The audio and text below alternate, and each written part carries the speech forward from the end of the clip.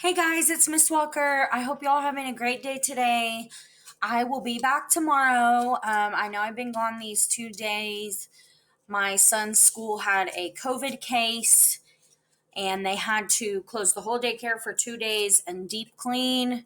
Luckily, it wasn't in his actual classroom because if it was, he would be quarantined for 14 days. Anyway, I know I've been gone yesterday and today, but I will be back tomorrow, which is Friday. I hope that y'all have had a good 2 days, and I'm excited to see y'all tomorrow. What I'm going to do on this video is work through the first 6 problems of Pythagorean theorem. I know we haven't gotten a lot of practice in before I left on Wednesday, but I want to assure you that even if you are struggling with it today, we're going to review it tomorrow, and we're going to spend the whole next week on Pythagorean theorem. So don't be worried. Just do your very best. Try. That's all you can do. Okay.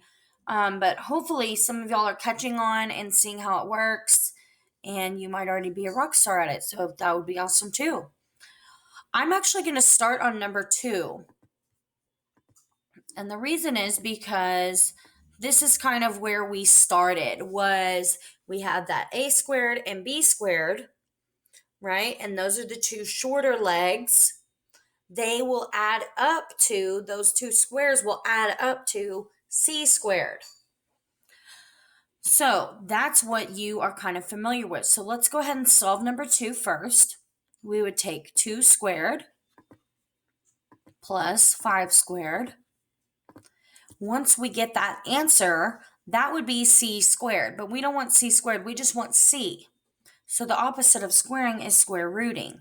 So we would do blue square root of 29, and that gives us our actual c value, not the big square on the side of it, but the actual c value, which would be about 5.4. Now, if you remember, the way we know that it is C, okay, so the way we know that it's C, it would be directly across from this right angle, and that's C, which should be the longest side. So if we look back at our work and check the side lengths, we have 5.4, 2, and 5. Just as we would suspect, 5.4 is the longest side. So we know that we did the problem correctly. If we would have gotten a smaller number, we would know, okay, we did something wrong, something didn't add up, and we would need to check our work. Now, what we want to look at today is kind of the next step of that.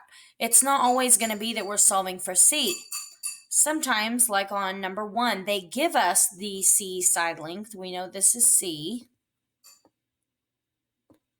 And I'm actually going to cross these out. I don't want these to confuse y'all. I wish they had used different letters. Whoa. I wish they had used different letters here. Just ignore those. They just named the points that.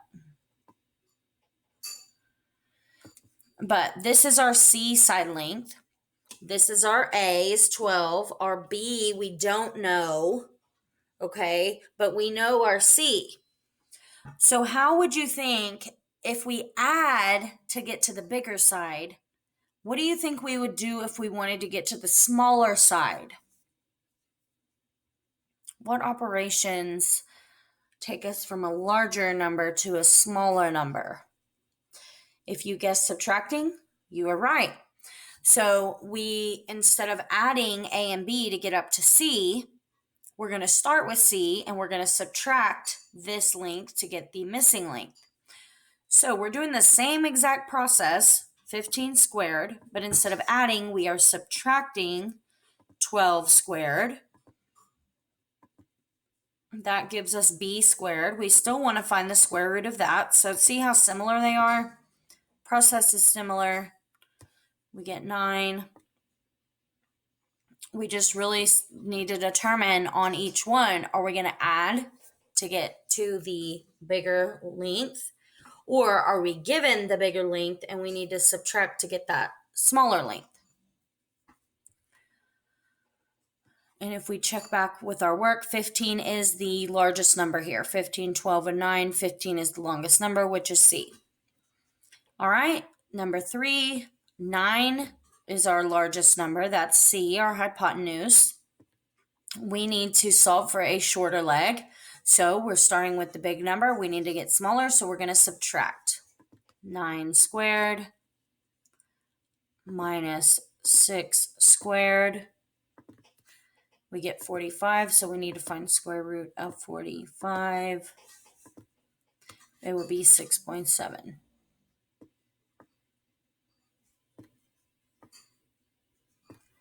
And if we check, we have 6.76 and 9. 9 is the longest side. I'm going to do a few more examples with y'all, and I hope that by now you kind of see the pattern, okay? On number 4, I want you to first guess, are we going to add or subtract? We need to get up to the bigger side. So we need to add. On number 5, we have the bigger side, the hypotenuse. We need to get a shorter side. So we need to subtract. On number 6, we need the hypotenuse. We have the two shorter sides. We need to get up to the bigger side. So we need to add. So in the calculator, I'm going to go ahead and show you how to do these. What I would recommend is go ahead and pause the video, try number 4, 5, and 6 on your own, and then come back, play the video, and check to see if your work was correct. So number 4, we're doing 14 squared plus 3 squared. And we want the square root of 205, which is about 14.3.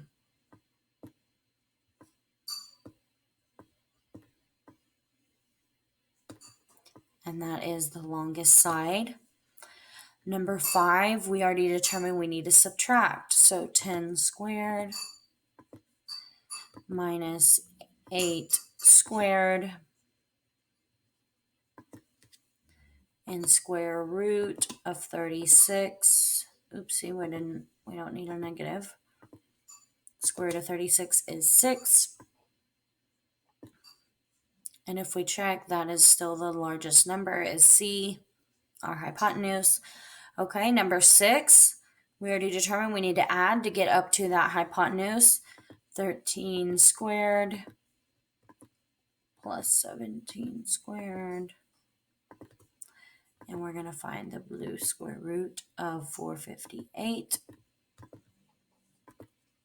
And it's about 21.4, which is the largest number out of the 3. All right, guys, I hope y'all have an amazing day. If you have any questions, inbox me through Canvas. I'll be checking my email throughout the day. I am so ready to be back tomorrow and see y'all and have a wonderful Friday with y'all. Love you. Bye-bye.